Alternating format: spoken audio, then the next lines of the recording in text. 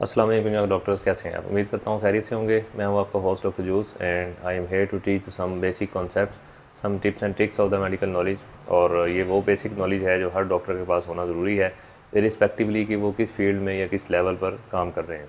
ये basic knowledge न सिर्फ आपको एक अच्छा डॉक्टर बनने में हेल्प करेगा, बल्कि आपको लीगल इशू से भी बचने में हेल्प करेगा इंशाल्लाह। आज की इस वीडियो में हम प्रिस्क्रिप्शन राइटिंग के बारे में थोड़ी सी बात करेंगे कि प्रिस्क्रिप्शन राइटिंग जो है वो कैसा होना चाहिए और कौन सी कॉमन मिस्टेक्स हैं जो हम रूटीन में कर जाते हैं और जिनसे इजीली बचा जा सकता है, राइट। तो प्रिस्क्रिप्शन राइटिंग को बेसिकली हम 3 पार्ट्स में डिवाइड कर सकते हैं। सबसे पहला जो पार्ट है उसको हम सुपरस्क्रिप्शन बोलते हैं, जिसमें पेशेंट का और डॉक्टर का डाटा होता है। उसके बाद जो सेकंड पार्ट है, जो मेन बल्क है, उसको हम इंस्क्रिप्शन का नाम देते हैं। और जो थर्ड पार्ट है उसमें हम इंस्ट्रक्शन देते हैं पेशेंट को, राइट। तो अब हम देखते हैं कि इसकी डिटेल्स क्या हैं। सुपरस्क्रिप्शन जो है उसमें जैसे मैंने बताया कि डॉक्टर का डाटा होगा, डॉक्टर का नाम होगा, उसकी डिग्रीज़ होंगी, इंस्टीट्यूट का नाम होगा, या अगर कोई और एक्सपीरियंस अगर आप लिखना चाहते हैं तो कुछ डॉक्टर जो हैं वो उसको भी यूज़ करते हैं। तो बहरहाल उसके बाद आपके क्लिनिक का नाम, क्लिनिक का लोगो और उसका एड्रेस होता है, राइट। उसके बाद आपने पेशेंट का डाटा जो है वहाँ पे डॉक्यूमेंट करना है। पेशेंट का नाम, एज, ऑक्यूपेशन, एड्रेस और पेशेंट का कॉन्टैक्ट नंबर, ये चीज़ें बहुत इंपॉर्टेंट हैं। इन सब चीज़ों की इंपॉर्टेंस है, तो इन सब चीज़ों को डॉक्यूमेंट करना ज़रूरी है, राइट। यहाँ तक जो है वो सुपरस्क्रिप्शन का नाम देते हैं। और इसके बाद जो है वो इंस्क्रिप्शन का पार्ट आ जाता है। और इंस्क्रिप्शन जैसे मैंने बताया कि मेन बल्क होता है प्रिस्क्रिप्शन का, और इसको हम फर्दर 3 पार्ट्स में डिवाइड कर सकते हैं। सबसे पहले एक साइड पे आप जो है वो प्रेजेंटिंग कंप्लेंट्स विद ड्यूरेशन ज़रूर डॉक्यूमेंट करें। और अगर आप किसी डेफिनेट डायग्नोसिस तक पहुंच सकते हैं विद हिस्ट्री एंड एग्जामिनेशन, तो आप यहाँ पे मेंशन कर दें कि इसका ये डायग्नोसिस है। और अगर आप डायग्नोसिस नहीं बना सकते, आपको लैब्स की ज़रूरत है, तो आप प्रेजेंटिंग कंप्लेंट्स विद ड्यूरेशन ज़रूर मेंशन करें। और साथ ही आप ये भी मेंशन कर दें कि पेशेंट अगर किसी क्रोनिक इलनेस के साथ आया है या कोई प्री मॉर्बिड पेशेंट के अंदर पहले से मौजूद है, तो उनको आप ज़रूर डॉक्यूमेंट करें कि वो कब से हैं और उनका क्या स्टेटस है, उसके लिए कौन सी मेडिसिन ले रहा है, कंट्रोल कैसा है। सपोज़ अगर पेशेंट कहता है कि मैं 5 साल से डायबिटिक हूँ, तो आपने यहाँ मेंशन कर देना कि पेशेंट जो है वो 5 साल से नॉन केस ऑफ डायबिटीज़ है, और डायबिटीज़ के लिए वो क्या मेडिसिन ले रहा है और डायबिटीज़ का कंट्रोल कैसा है, और कोई कॉम्प्लिकेशन डेवलप हुई है या नहीं हुई है। तो इस तरह थोड़ा सा आप इसको ब्रीफली मेंशन कर दें कि पेशेंट को पहले से ही ये डिज़ीज़ हैं। इससे आपको अपने रीसेंट डायग्नोसिस तक पहुंचने में भी हेल्प होगी, और वैसे भी ओवरऑल एक रिकॉर्ड हो जाएगा कि पेशेंट जो है वो known case of some disease था और आपने उसको मेंशन कर दिया, यानी आपको भी पता है कि patient is suffering from some disease. और ड्यूरेशन भी आपने लिख दिया, कंट्रोल भी आपने लिख दिया, कॉम्प्लिकेशंस के बारे में भी आपने हल्का सा हिंट दे दिया कि अगर कोई कॉम्प्लिकेशन डेवलप हो चुकी है तो उसको आप एब्रीवेट करके लिख दें कि इसको रेटिनोपैथी डेवलप हो चुकी है या नेफ्रोपैथी डेवलप हो चुकी है, या खुदा न खास्ता कभी उसको स्ट्रोक हो चुका है, वटेवर, राइट। उसके बाद बारी आती है एग्जामिनेशन की। और एग्जामिनेशन में उसको आप फर्दर 2 पार्ट्स में डिवाइड कर सकते हैं। सबसे पहले आपने vitals of the patient mention कर देने, ब्लड प्रेशर कितना है, हार्ट रेट कितना है, टेम्परेचर कितना है और रेस्पिरेटरी रेट कितना है। और आजकल की जो सिचुएशन है उसके मुताबिक जो है वो SpO2 भी आप इसमें शामिल कर लें कि आप SpO2 भी मेंशन कर दें पेशेंट की। और साथ ही आप पेशेंट का वेट या BMI जो भी उसके अकॉर्डिंगली ज़रूरी है वो आप मेंशन कर दें। और उसके बाद आप एग्जामिनेशन में जो पॉजिटिव फाइंडिंग है, सिर्फ जो पॉजिटिव फाइंडिंग्स हैं उनको आप मेंशन कर दें। पूरा एग्जामिनेशन इन डिटेल लिखने की ज़रूरत नहीं है, और ना ही आपके पास इतनी जगह होती है वहाँ। तो सिर्फ पॉजिटिव फाइंडिंग्स को आप मेंशन कर दें।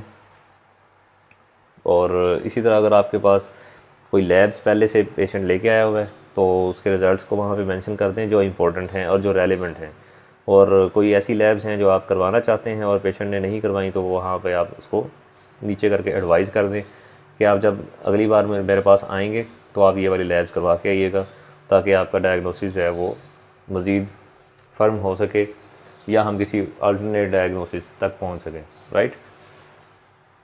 उसके बाद जो इसका सेकंड पार्ट है वो है ड्रग्स की प्रिस्क्रिप्शन का, यानी जहाँ पे आपने ड्रग्स को प्रिस्क्राइब करना है। तो उसमें 2-3 बातों का ख्याल रखना ज़रूरी है। नंबर 1 तो ये कि आपने ड्रग का ट्रेड नेम लिखना है जब भी आपने प्रिस्क्रिप्शन पे लिखना है। आप ब्रैकेट में ड्रग का साल्ट या जेनेरिक नेम जिसे हम कहते हैं वो आप लिख सकते हैं, लेकिन आपने ट्रेड नेम लिखना है ताकि पेशेंट को ढूंढने में आसानी हो।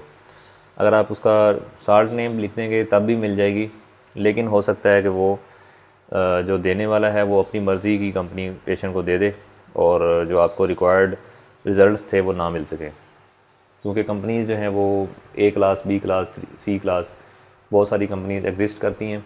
तो बेहतर है कि आप जिस कंपनी की ड्रग पेशेंट को देना चाहते हैं आप उसी कंपनी का नाम लिख दें ताकि वो पेशेंट को मिल सके, राइट।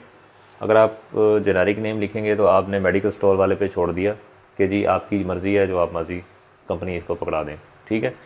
तो आपने इस चीज़ का ख्याल रखना है कि आपने ट्रेड नेम से ही लिखनी है मेडिसिन। अगर आपको ट्रेड नेम नहीं आते और आपको साल्ट नेम आते हैं तो इसके लिए बहुत सारी डिक्शनरीज़ मौजूद हैं, फ़िज़िकल डिक्शनरीज़ हैं जिनको हम हार्ड कॉपी बोलते हैं, या सॉफ़्ट कॉपीज़ भी हैं जो आजकल के मोबाइल्स में इजीली इंस्टॉल हो जाती हैं और वहाँ से आप हेल्प ले सकते हैं।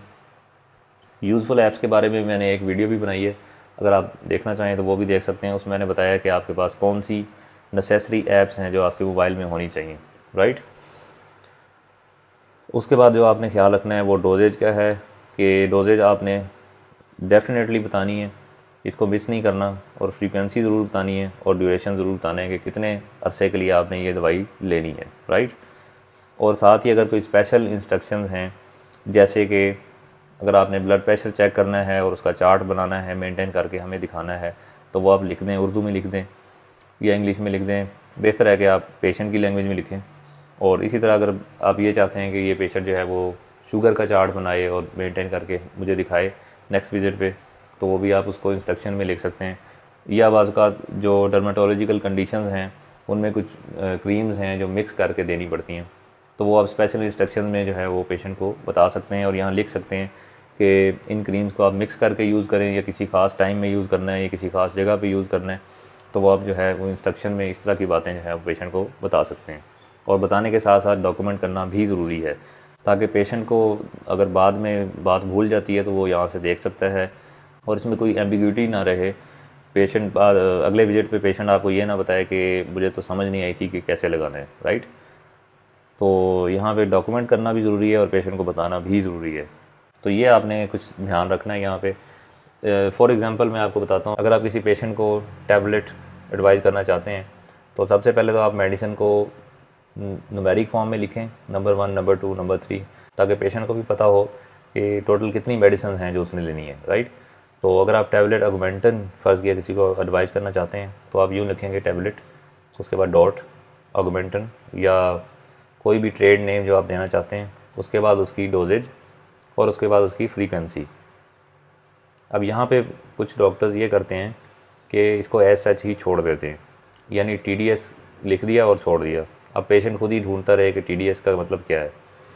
तो यहाँ पे आपने ये ख्याल रखना है कि आपने या तो पेशेंट की लैंग्वेज में उसको ट्रांसलेट कर देना है, जो कि बेहतर है कि आप उर्दू में कर दें, सुबह दोपहर शाम लिख दें, या एटलीस्ट आप इस फॉर्म में तो लिखें कि पेशेंट को समझ आ सके या किसी भी पढ़े लिखे बंदे को समझ आ सके। जो बंदा टेक्निकल नहीं है, जिसका ताल्लुक मेडिसिन से नहीं है, वो इस चीज़ को समझने में उसको काफ़ी मुश्किल हो सकती है, राइट। तो एटलीस्ट आप इस फॉर्म में, या बेहतर है कि आप इस फॉर्म में ज़रूर लिख दें, और साथ ही आपने ड्यूरेशन भी लिखना है कि आपने ये मेडिसिन जो है वो कितने दिन के लिए लेनी है। स्पेशली अगर आप एंटीबायोटिक्स किसी को एडवाइज़ कर रहे हैं तो उसके साथ ड्यूरेशन लिखना बहुत ज़रूरी है। अगर कोई पेशेंट गलती से एंटीबायोटिक काफ़ी ज़्यादा अरसे के लिए ले ले तो उसको काफ़ी साइड इफ़ेक्ट्स का सामना करना पड़ सकता है, तो इस चीज़ से बचना बहुत ज़रूरी है।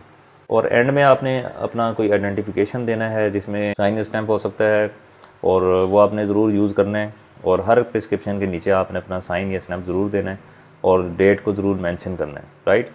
इसकी इंपॉर्टेंस ये है कि कोई आपके प्रिस्क्रिप्शन पे अगर कोई और मेडिसिन एडवाइज़ करता है या उसको मिस यूज़ करना चाहता है तो वो यहाँ पे आके वो पकड़ा जा सकता है। ये जो आइडेंटिफिकेशन है ये आपने यूनिक रखनी है और अपने ही पास रखनी है, राइट। उसके बाद जो लास्ट पार्ट है उसमें इंस्ट्रक्शंस होती हैं, जनरल इंस्ट्रक्शंस होती हैं। लाइक अगर आप पेशेंट को दोबारा से बुलाना चाहते हैं तो आप उसको बता दें कि आप कितने दिन के बाद मेरे पास दोबारा फॉलोअप करेंगे। और इसी तरह अगर कोई और कोई और इंस्ट्रक्शन अगर आप देना चाहते हैं, इंस्ट्रक्शन में आप ये भी कह सकते हैं कि जब आप नेक्स्ट टाइम आएंगे तो आप मेरा ये वाला प्रिस्क्रिप्शन भी साथ लाइएगा और जो भी आपकी रेलिवेंट लैब्स हैं वो भी आप साथ लेके आइएगा, राइट।